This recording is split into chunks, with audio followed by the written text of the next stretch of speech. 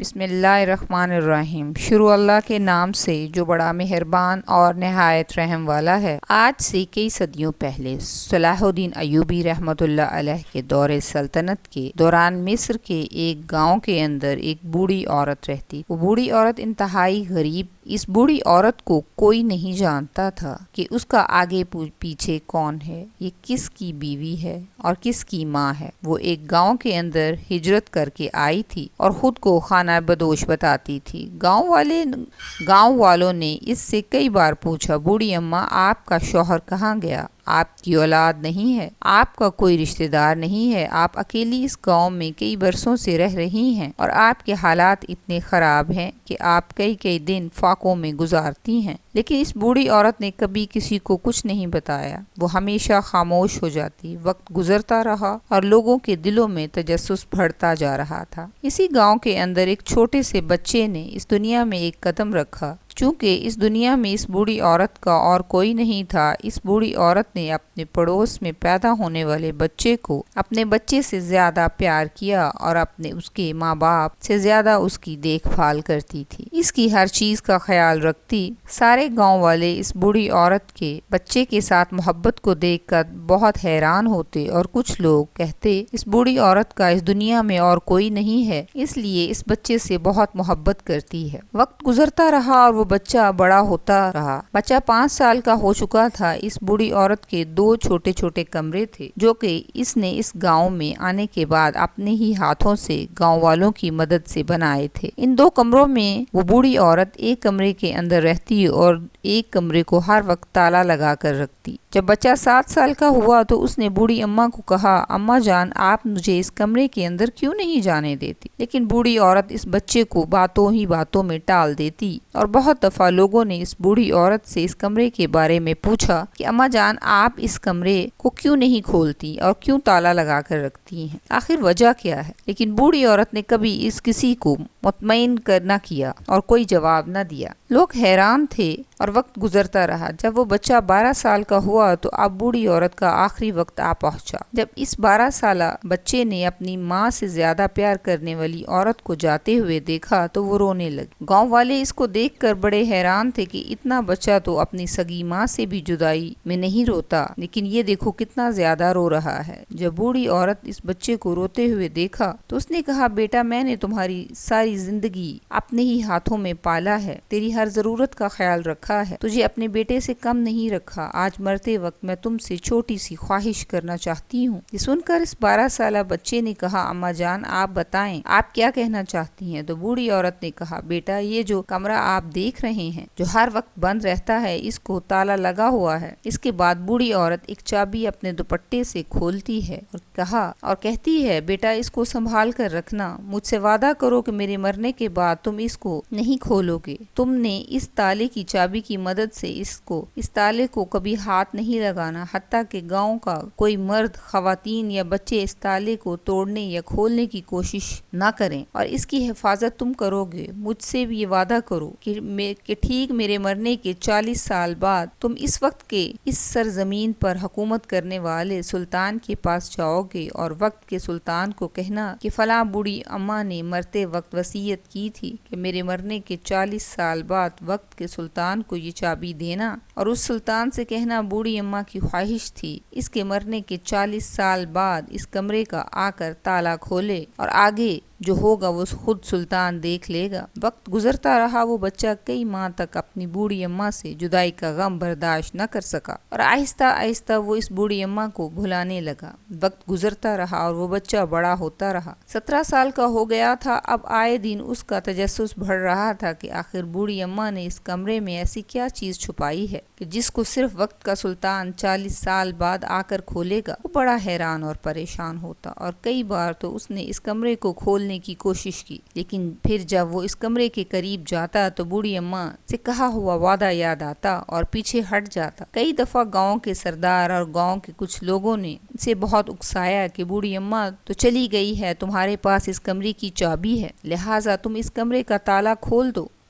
پتہ تو چلے آخر اس بوڑھی اماں نے اس کمرے کے اندر ایسا کیا چھپایا ہے۔ لیکن اس نوجوان نے بھی ٹھان لیا تھا کہ میں کسی کو اس کمرے کے قریب نہیں آنے دوں گا۔ وقت گزرتا رہا اور تقریباً اس واقعے کو 39 سال گزر گئے تو اب اس نوجوان کا تجسس مزید بڑھ رہا تھا۔ وہ ایک ایک دن کا انتظار کر رہا تھا کہ کب 40 سال مکمل ہوں اور میں اپنی بوڑھی اماں کی آخری خواہش کو پورا کر سکوں، تاکہ اس راز سے پردہ اٹھے کہ آخر اس کمرے کے اندر ایسا کیا چھپا ہے۔ گاؤں والوں کے لیے حیرت کی بات تھی کہ 40 سال گزر گئے لیکن اس کمرے کو کسی نے کھولا تک نہیں۔ حالانکہ کئی دفعہ گاؤں کے لوگوں نے اس نوجوان کو اکسایا تھا، لیکن وہ اپنے وعدے پر قائم رہا اور 40 سال تک اس کمرے کے دروازے کو نہ کھولا گیا۔ جب 40 سال ہونے میں کچھ دن باقی رہ گئے تو اب اس آدمی نے، کہ اس کی عمر 52 سال ہو چکی تھی، اس نے سلطان صلاح الدین ایوبی رحمۃ اللہ علیہ کی طرف اپنا سفر شروع کر دیا، کیونکہ اس وقت مصر کی سلطنت پر سلطان صلاح الدین ایوبی تخت نشین ہو چکے تھے۔ چند دنوں کے بعد اس کی تیاری مکمل ہو گئی اور اس نے اپنی آرام دہ سواری پر سفر کرنا شروع کر دیا۔ سلطان کے محل سے لے کر اس گاؤں تک تقریباً مسلسل 4 دن اور اگر راستے میں پڑاؤ کیا جائے تو 6 سے 7 دن کا سفر تھا۔ اسے یہ خیال آ رہا تھا کہ اگر مجھے سپاہیوں نے سلطان سے ملنے نہیں دیا تو بوڑھی اماں کی خواہش کا کیا ہوگا۔ بوڑھی اماں کی خواہش تو پوری کرنا میری ذمہ داری ہے۔ اس کی دل کی دھڑکن بڑھتی ہوئی تیز ہو رہی تھی۔ جب وہ سلطان صلاح الدین ایوبی کے محل کے قریب پہنچا تو اب اس کے دل کی دھڑکن مزید تیز ہو چکی تھی، لیکن جب وہ سلطان کے محل کے قریب پہنچا تو ہر آنے والے غریب خاص و عام کو سلطان کے دربار میں آنے کی کھلی اجازت تھی اور لوگ آ رہے تھے تو اس کے دل کو بہت سکون ملا کہ اب میں سلطان تک ضرور پہنچ جاؤں گا۔ اس نے اپنا گھوڑا ایک طرف باندھا اور چابی سنبھالی اور چابی سنبھالنے کے بعد سلطان کی خدمت میں حاضر ہو گیا۔ سلطان لوگوں کے مسائل سن رہے اور ان کے مسئلے حل کر رہے تھے۔ جب اس کی باری آئی تو اس کو سلطان کے سامنے حاضر کیا گیا۔ سلطان کو شروع سے لے کر مکمل داستان سنائی اور بتایا کہ حضور کس طرح ایک بوڑھی اماں نے آج سے 40 سال پہلے مجھے کہا تھا کہ یہ چابی تم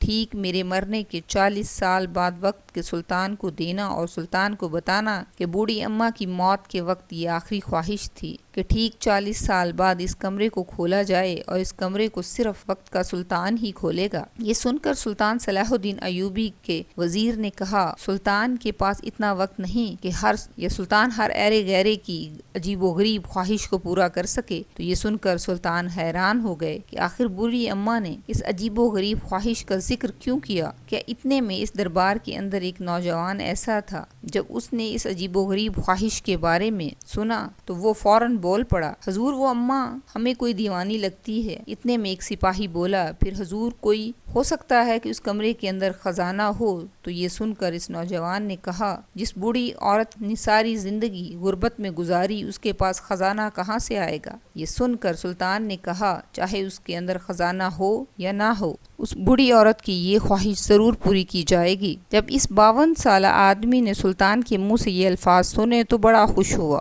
اور چند دنوں کے بعد سلطان صلاح الدین ایوبی نے اس گاؤں کی طرف سفر شروع کر دیا۔ اور جب سلطان اس گاؤں کے اندر پہنچے تو گاؤں والوں کو یقین نہیں آ رہا تھا وقت کا اتنی بڑی سلطنت اور سلطان ایک عام سی بڑھیا کی عجیب و غریب خواہش کو پورا کرنے کے لیے آئے گا۔ حتیٰ کہ سلطان کو اپنی آنکھوں کے سامنے بھی دیکھ کر لوگوں کو یقین نہیں آ رہا تھا، لیکن وہ نہیں جانتے تھے کہ یہ کوئی عام شخصیت نہیں بلکہ اپنے نبی کا سچا عاشق رسول ہے، جو کہ اپنے آخری نبی کی امت سے بہت پیار کرتا تھا۔ سلطان کا اس گاؤں کے سردار نے بھرپور استقبال کیا اور سلطان کی مہمان نوازی کے چند دنوں بعد اس بوڑھی عورت کے آخری خواہش کے مطابق 40 سال مکمل ہو گئے۔ اب سلطان نے اس بوڑھی عورت کے گھر کی طرف چلنا شروع کر دیا۔ سلطان کے ساتھ سارے گاؤں والے حتیٰ کہ ارد گرد کی بستیوں والے بھی موجود تھے، کیونکہ یہ بات بڑی تجسس والی تھی کہ جس کمرے کو 40 سال بعد کھولا جا رہا ہے آخر اس کے اندر ہے کیا۔ سلطان کے خاص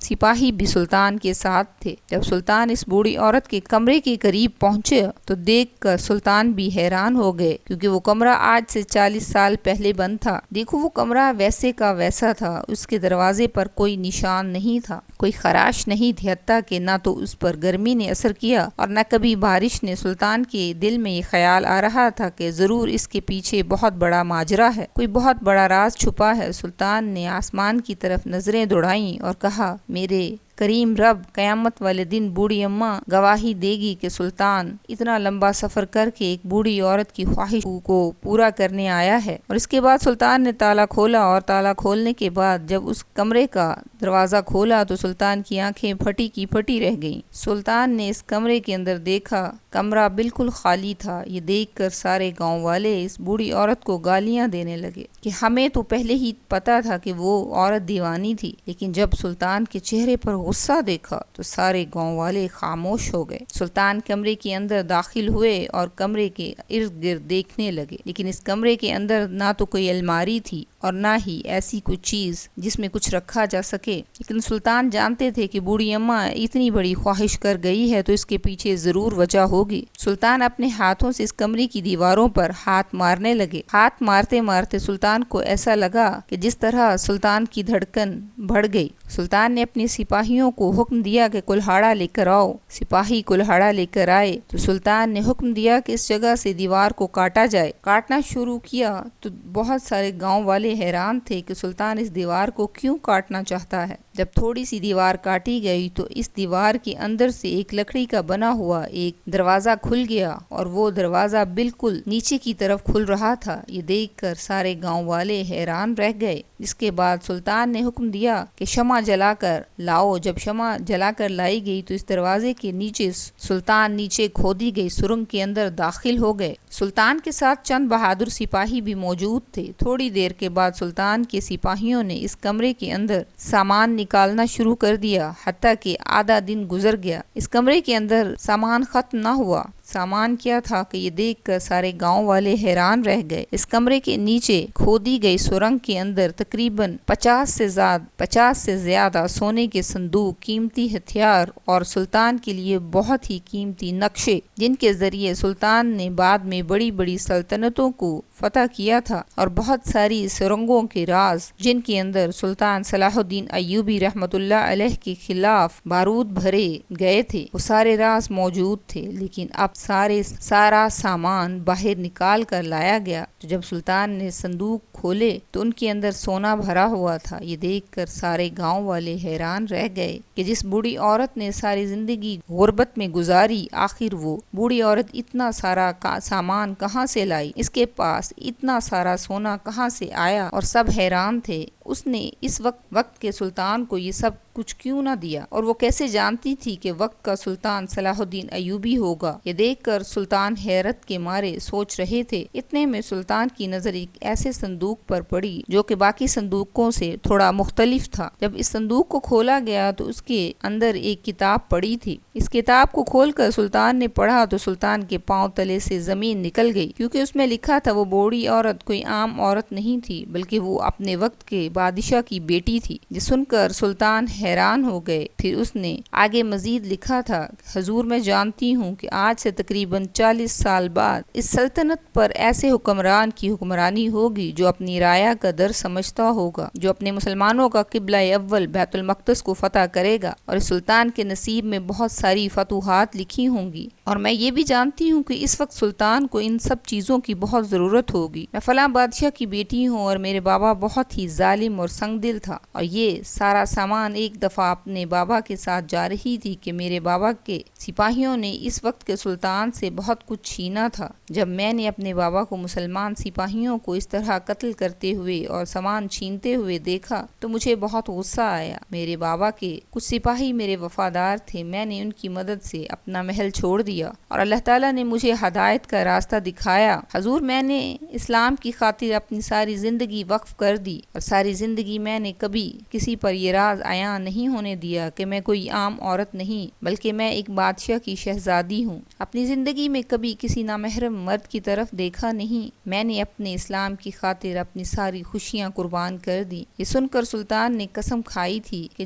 جس فتوحات کا شہزادی نے ذکر کیا ہے، اگر میں اپنی زندگی میں فتوحات حاصل نہ کر سکا تو قیامت کے دن میں اپنے رب کے سامنے کیسے حاضر ہوں گا۔ اور اب گاؤں والوں کو بھی پتہ چل گیا تھا کہ یہ بوڑھی عورت ایک شہزادی ہے۔ 40 سال بعد، اور گاؤں والے ابھی تک اس حیرت میں تھے کہ ان کے درمیان ایک شہزادی تھی، اور جو بہت ہی غربت کی زندگی گزارتی رہی، اور یہ کوئی عام بوڑھی عورت نہیں تھی جس کو ہم نے بہت سی باتیں سنائیں۔ کبھی کبھی انسان اپنے دین کی خاطر بہت سی قربانیاں دیتا ہے اور تبھی ان کو تاریخ میں یاد رکھا جاتا ہے۔ اللہ تعالیٰ بھی ہمیں اسلام کے بتائے ہوئے راستوں پر چلنے کی توفیق دے، آمین۔